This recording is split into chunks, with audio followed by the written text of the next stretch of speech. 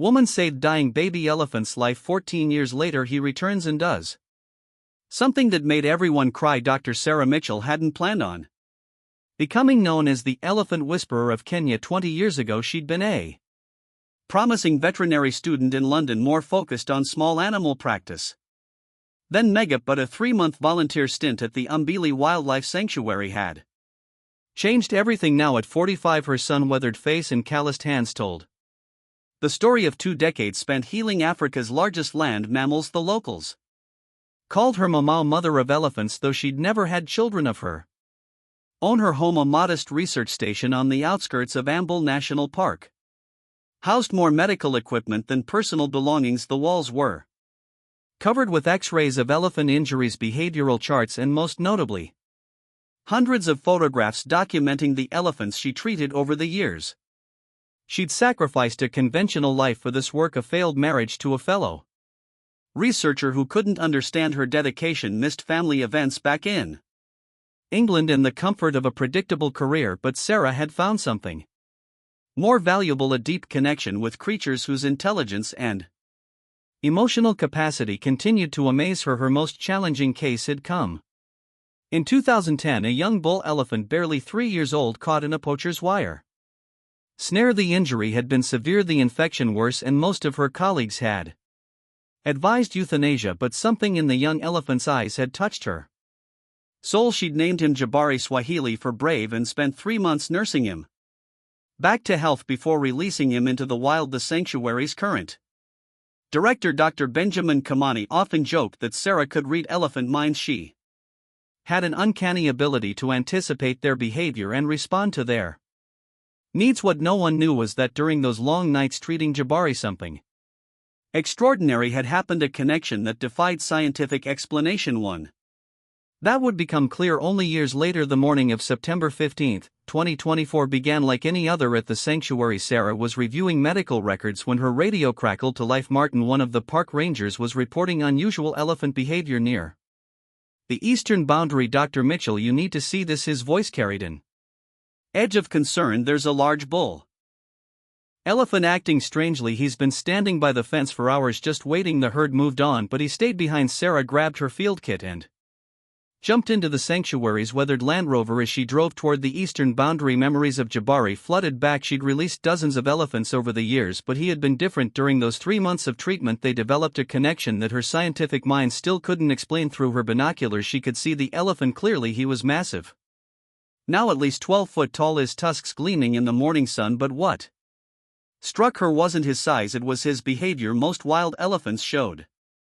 caution around vehicles and human structures. This one stood calmly, deliberately facing the sanctuary's entrance. How long has he been here? She asked Martin over the radio. Since dawn. He scared away 3 tour vehicles, but he's not being aggressive. It's like he's waiting for something. As Sarah's vehicle approached, the elephant turned his head. Even from 50 yards away she could see the distinctive scar on his left ear, the mark that had given her hope during Jabari's darkest days of recovery. Her hands began to tremble on the steering wheel. The moment of recognition was instantaneous and mutual. The elephant, or Jabari, there was no doubt, now raised his trunk in a gesture Sarah had seen 1,000 times during his rehabilitation. It was their old greeting, a signal that had meant I trust you during those long nights of treatment. It's impossible, Dr. Kamani said through the radio. He'd arrived at the observation post with a team of researchers. Wild elephants don't maintain human recognition for this long, the behavioral implications alone. But Sarah wasn't listening to the scientific objections. She was watching Jabari's movements with growing amazement. He was using his trunk to draw patterns in the dust, deliberate geometric shapes that made her heart stop. During his rehabilitation she taught him to mirror simple shapes as a way to evaluate his cognitive recovery. Now he was recreating those exact patterns, but with a complexity that suggested years of mental development. Ben, she whispered into the radio, are you recording this? The patterns weren't random, they were a sequence Sarah had used to track Jabari's healing progress: circle, triangle, square, circle. But he was adding new elements, creating a mathematical progression that shouldn't have been possible for any elephant to comprehend. Dr. Kaman's voice cracked with excitement. Sarah, according to our database, this elephant matches the migration patterns of the herd we've been tracking. He's traveled over 1,000 kilometers to reach this exact spot. This isn't Coincidence? This is intentional.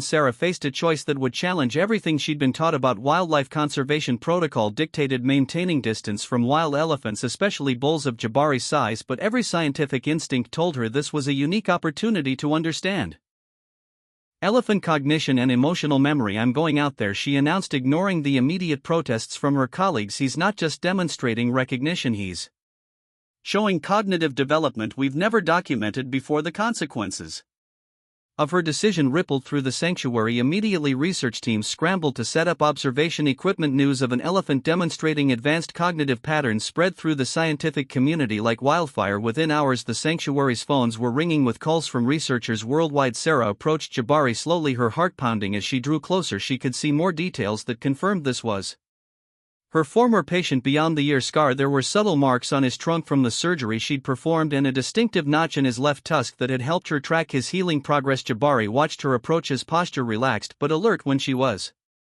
within 20 feet, he did something that made the obeying researchers gasp. He picked up a nearby branch and began to draw a new pattern, one that exactly matched the surgical scar on his leg. He was clearly communicating about their shared past. While Sarah and Jabari's reunion captured the world's attention, Dr. Kamani made another startling discovery. Reviewing years of tracking data, he found that Jabari's herd had been systematically visiting other rehabilitation sites across Kenya. Each visit corresponded with the presence of other elephants that they had previously encountered in sanctuaries. Meanwhile, Dr. Emily Wong, a cognitive specialist from Stanford University, arrived to study Jabari's extraordinary behavior. Her research team discovered that the geometric patterns he drew weren't just memories, they represented a complex form of communication. The shapes corresponded to specific events during his rehabilitation, suggesting a level of abstract thinking previously undocumented in elephants. More intriguingly, other elephants in Jabari's herd began showing similar behaviors. Two younger females who had never been in rehabilitation were observed drawing simplified versions of his patterns in the dust they were learning from him,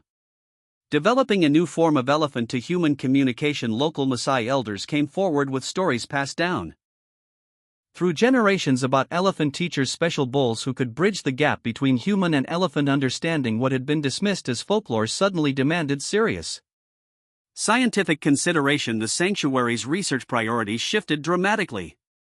Sarah and her team began documenting similar cases across Africa, discovering that other rehabilitated elephants had maintained long-term recognition of their caregivers. A pattern emerged: these elephants weren't just remembering, they were actively teaching their herds about positive human interactions. Over the next few weeks, Sarah's relationship with Jabari deepened in ways that challenged conventional wildlife science. Each morning he would wait at the sanctuary's boundary, engaging in increasingly complex communication sessions. Dr. Wong's team documented over 50 distinct patterns in his drawings, each with specific contextual meanings. The bond between them became a bridge between two worlds. Through Jabari, Sarah began to understand elephant communication in entirely new ways. He would gesture towards specific members of his herd, then draw patterns that seemed to tell their stories. Young elephants would watch these exchanges with obvious interest, some attempting to mimic both Jabari's drawings and Sarah's responses.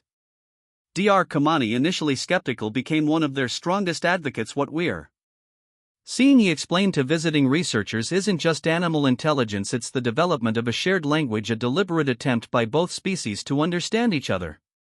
The sanctuary's other elephants began responding differently to Sarah as well.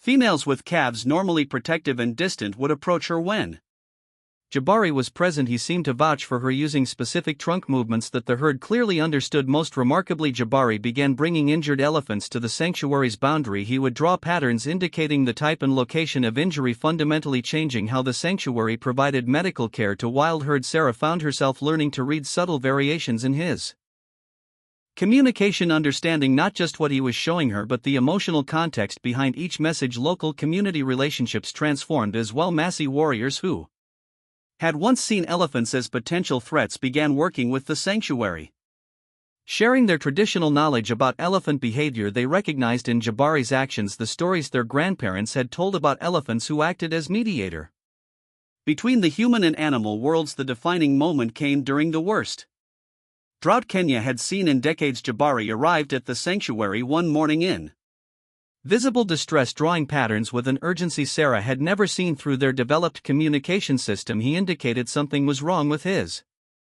Heard far beyond the sanctuary's boundaries, Dr. Wong's team quickly decoded his patterns. He was describing a group of elephants, including cervicalis, trapped in a dried-out riverbed 20 miles south. The drought had created deep mud pits where the river once flowed, and the herd had become stuck while searching for water. Sarah faced a crucial decision. Following Jabari into unprotected territory went against every safety protocol, but the urgency of his communication was unmistakable. Within an hour she had assembled a rescue team, including veterinarians, researchers, and Maasai guides. What they discovered exceeded their worst fears. 15 elephants, including 4 callas, were trapped in hardening mud, too weak from dehydration to free themselves. But what happened next astonished even the most experienced researchers. Jabari took charge of the rescue operation, showing an understanding of physics that challenged everything they knew about elephant intelligence. He demonstrated to the rescue team where to position their vehicles for leverage, used his trunk to indicate the safest paths through the mud, and even showed them which elephants needed immediate medical attention. Most incredibly, he worked with the sanctuary's rescue equipment as if he understood its purpose, using his strength in coordination with the winches and ropes. The rescue operation attracted international media attention, and with it came controversy. Traditional wildlife conservation experts argued that allowing such close interaction between humans and wild elephants set a dangerous precedent. Some even called for Sarah's credentials to be reviewed, claiming she was anthropomorphizing Jabari's behavior. The debate reached a critical point when the International Wildlife Conservation Board announced an emergency review of the sanctuary's practices. Dr. Kamani and Sarah faced a panel of experts in Nairobi armed with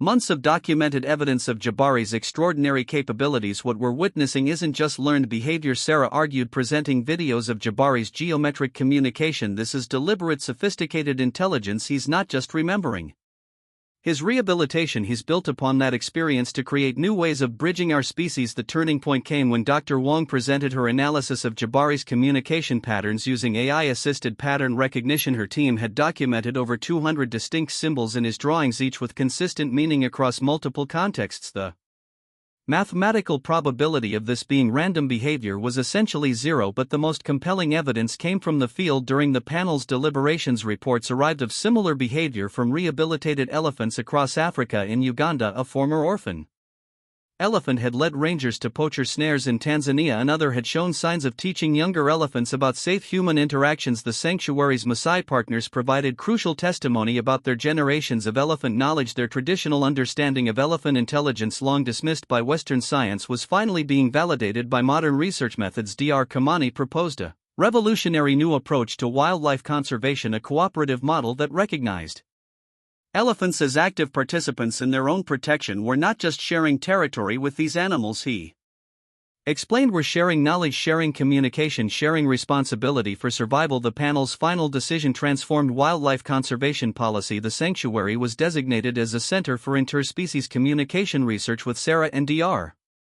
Wong leading a new field of study they called cooperative conservation. Jabari's herd became the first elephant group officially recognized as partners in wildlife protection efforts. A year after the mud pit rescue, the Umbili Sanctuary had transformed into the International Center for Elephant Communication Studies. What began as a reunion between a veterinarian and her former patient had sparked a revolution in how humans interact with wildlife. Jabari's role evolved from patient to teacher. He began regularly bringing different members of his herd to the sanctuary's learning area, a special zone designed for safe elephant-human interaction. Young elephants would practice drawing patterns under his guidance while researchers documented the development of this new form of communication. The most significant breakthrough came when Jabari began teaching other bulls from different herds. These elephants would travel considerable distances to spend time at the sanctuary learning his communication methods before returning to their own herds to share this knowledge. A network of elephant to human communication sites started emerging across East Africa. Sarah's understanding of elephant intelligence deepened beyond anything she'd imagined possible. We didn't just save Jabari's life years ago, she often told new researchers. We gave him the tools to build a bridge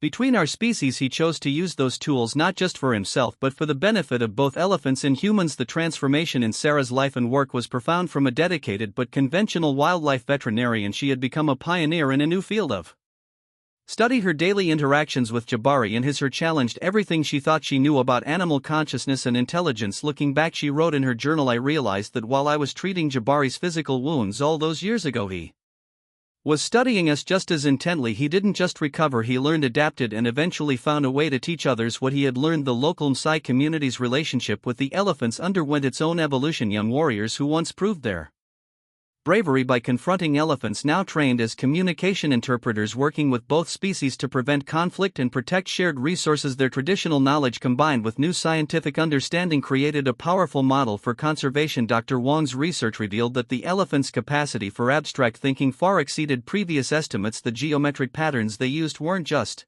symbols, they were elements of a growing language that incorporated spatial relationships, temporal concepts, and even emotional states. Each new generation of elephants added to this vocabulary, creating an ever more sophisticated means of interspecies dialogue. Sarah found herself learning as much as she taught. The elephants showed her new ways of understanding their ecosystem, leading her to water sources she hadn't known existed, in helping predict weather patterns through their behavior. They're not just sharing information, she observed, they sharing wisdom. The story of Sarah and Jabari became a symbol of hope in conservation circles worldwide. Their reunion had opened the door to understanding that true wildlife conservation wasn't about humans protecting animals, it was about species working together to protect shared environments. Jabari continued his regular visits to the sanctuary, each time bringing new insights and teaching new skills to both elephants and humans. The young bull she had saved had become a teacher, a bridge builder, and a reminder that intelligence and consciousness know no species boundaries. As Sarah watched him work with a group of young elephants one evening, teaching them to communicate with the newest group of researchers, she reflected on how a simple act of compassion had grown into something that changed both their worlds. The true miracle wasn't just that Jabari had remembered her, it was that he had chosen to use that memory to build something entirely new. Sometimes, she told her students, the most incredible scientific discoveries don't come from our questions or our research, they come from being open to learning from those we thought we were meant to teach.